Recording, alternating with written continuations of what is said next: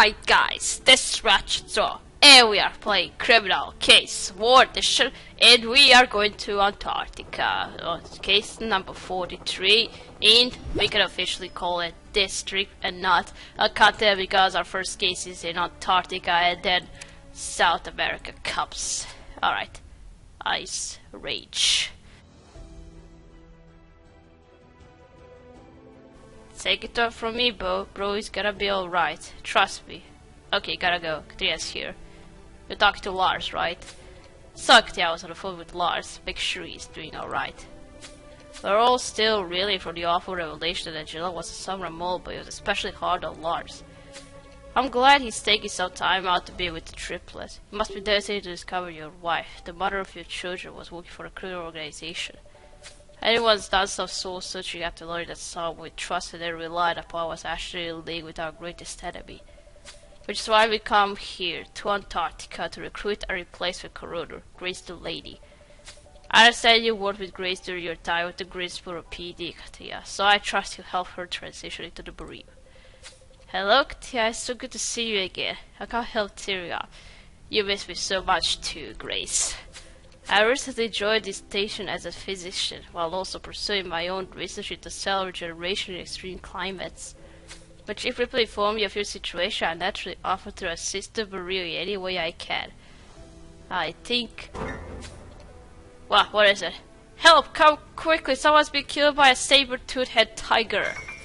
Yeah, this is Dr. Ernest Emerson, an archaeologist with some rather strange theories about prehistoric wildlife in Antarctica. Theories? Someone's been attacked outside the research station and you call them theories? Is this guy for real? Has someone actually been killed by a prehistoric creature? Don't be ridiculous, but this fellow has clearly been rattled by something. I want you and Jack to investigate the station yard and see what's going on. Okay, you got it, Chief. Ice Rage, let's go. It's so good to see Grace again. After all these years.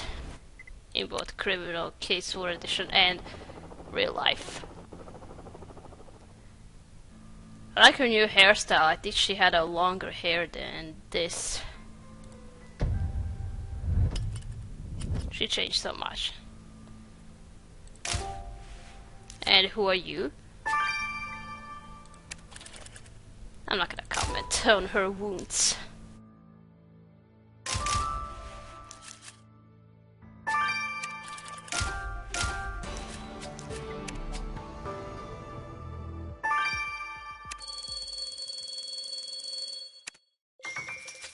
My god, the archaeologist guy was right. The woman's been butchered. I warned you, didn't I? I warned you all. A saber-toothed tiger has returned and it's killed Julia.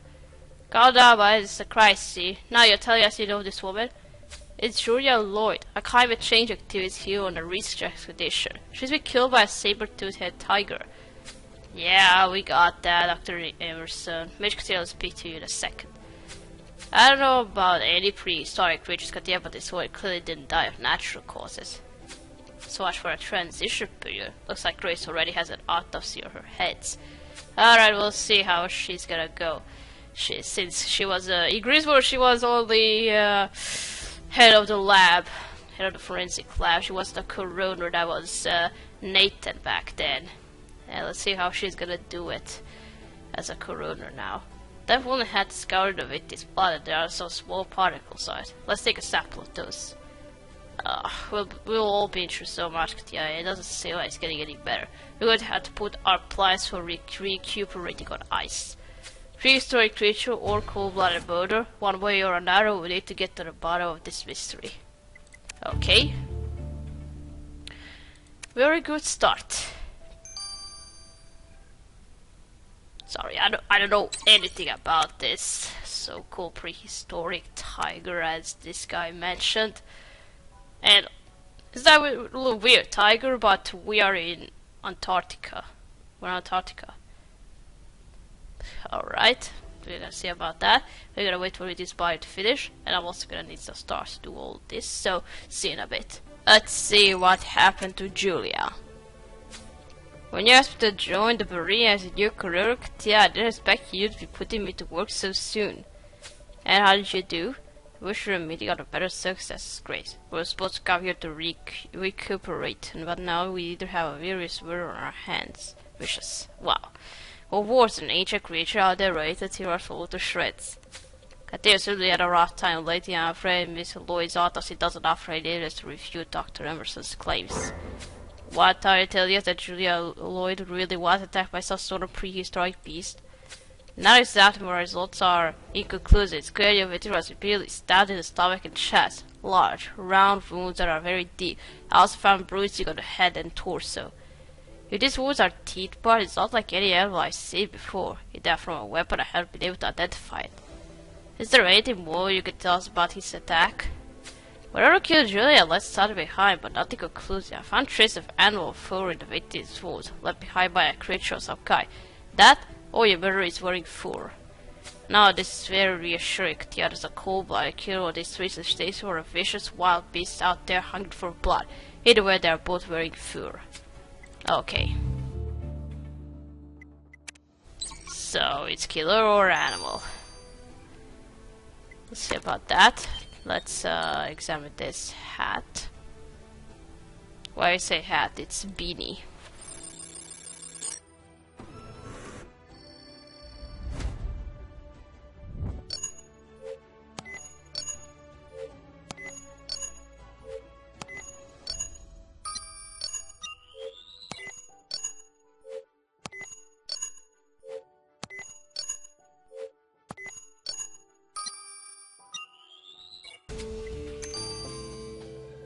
Let's put the skills as a character with his hand under the microscope to see who they belong to. Okay.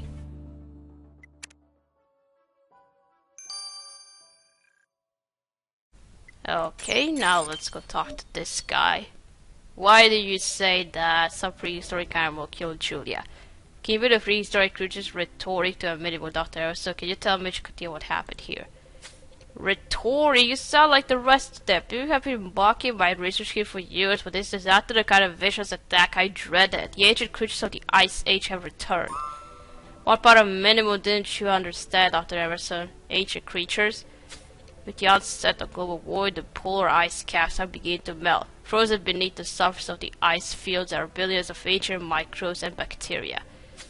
As these microbes begin to thaw, the native savage wildlife from ages past are regenerated. These creatures are returning. And you think one of those creatures killed you, Julia Lloyd? Don't you see the irony? A climate change activist attacked by a prehistoric monster is a direct consequence of global warming? Want us to believe Julia Lloyd was killed by a million-year-old creature that's returned from below the ice. He saw her body, Katia. No human could have inflicted such carnage.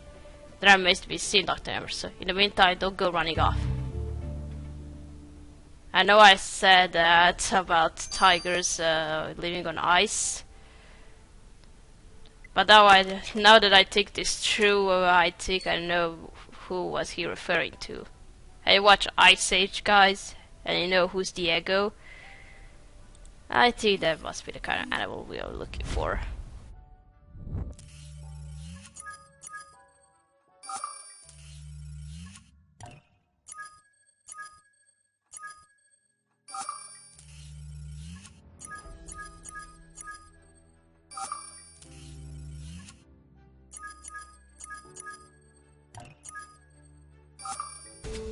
You identified Blake Carpenter. You found a database match for the manager of this research facility, Katia. Blair Carpenter. How did his DNA get on the victim's hat? Well, this is an animal attack or a murder. Blair Carpenter may be able to shed more light on this case. Okay.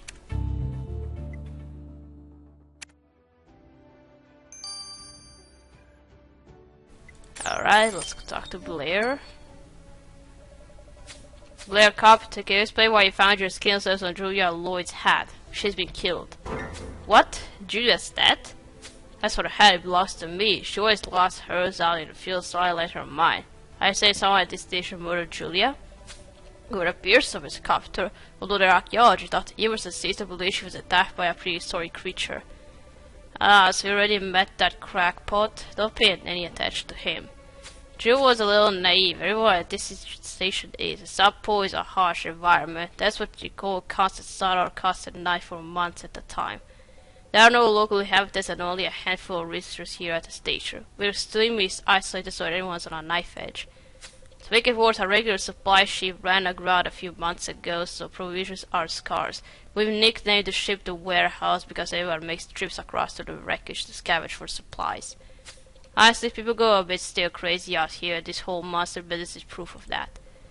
I wish there was more I could do. Come see me anytime if there's anything you need. Okay. Finally, Katia, someone who's talking a bit of sense. Mr. Carpenter clearly believes all this talk about prehistoric monsters is ridiculous. That's true, Katia. He mentioned a supply ship that ran aground a few months ago. If anyone's been there, we're still looking for supplies. Perhaps our killer was among them. I think Simon looked around the warehouse and scavenged that ship ourselves. Okay, let's do this.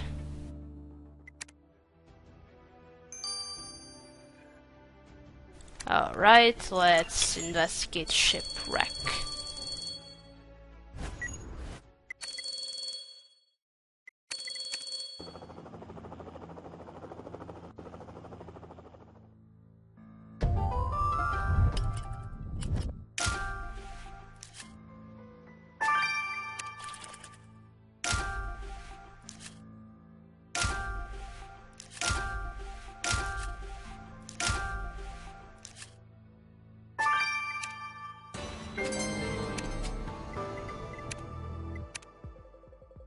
It's so cold out here. Yeah, I can't feel my nose. This deck is slippery. Please tell me you found some clues so you can go back inside. It's very cold, I know it. Wow, the cardboard box has been ripped open. Could an animal have done that, or was the person? Either way, you better look out inside. And that clipboard has a wolfie entertainment stick, Roy. What's that doing out here? So it's been faded by the snow. You'll make quick work of that with the dusty kit, Katia. Let's do all of that inside or I'm going to get pneumonia. Alright, let's go inside. I want to catch pneumonia too. Alright, let's first search this ripped box.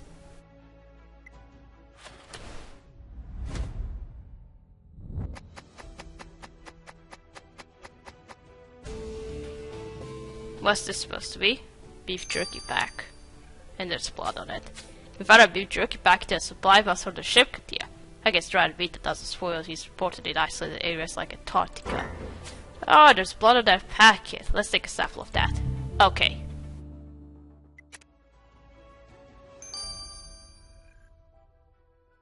Alright, now this clipboard.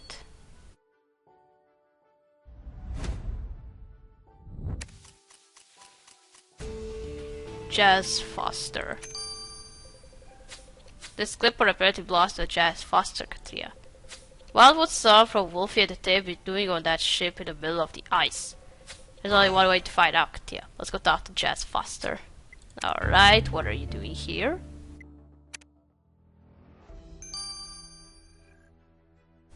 Okay, now let's collect blood from this beef jerky.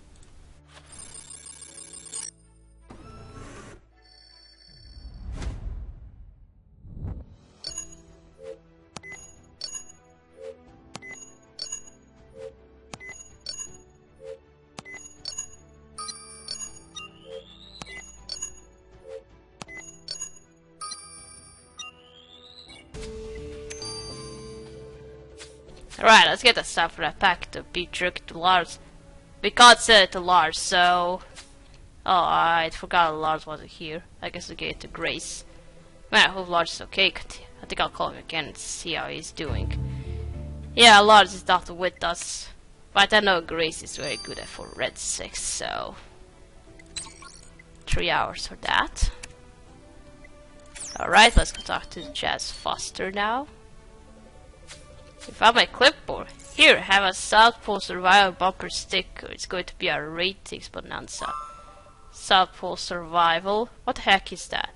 It's the next big hit for the Wolfie Network. I've scouted locations for a new reality show in Antarctica. You can sign up, but the competition is pretty fierce. I'll pass. Did you know Julia Lloyd? She's been killed. Someone's killed? That's fucking timing. Nothing like a bit of a drama and intrigue to raise the stakes of a television show. Any chance she was murdered? Oh, come on! You motherfucker. Are you for real? Investigating her death, although there's an archaeologist here who claims she was attacked by a prehistoric animal of some kind. Fantastic, there really is a prehistoric creature roaming around out here attacking the local samples. Well, will be a hit. Will you stop about this? We're not here for the show, so. So is that all you're thinking about is ratings? That's pretty cool, Mr. Foster. Wow. Ha, cold, great pun, man. I'll have to remember that one. Go fuck yourself, dude. Let's get out of here. Yeah, I can't stand to listen to this guy any longer. Yeah, I can't stand to listen to him too, so. Go fuck yourself, dude. Let's check out this blood. We appreciate you taking on Lars' lab work while he spent time with his family, Grace.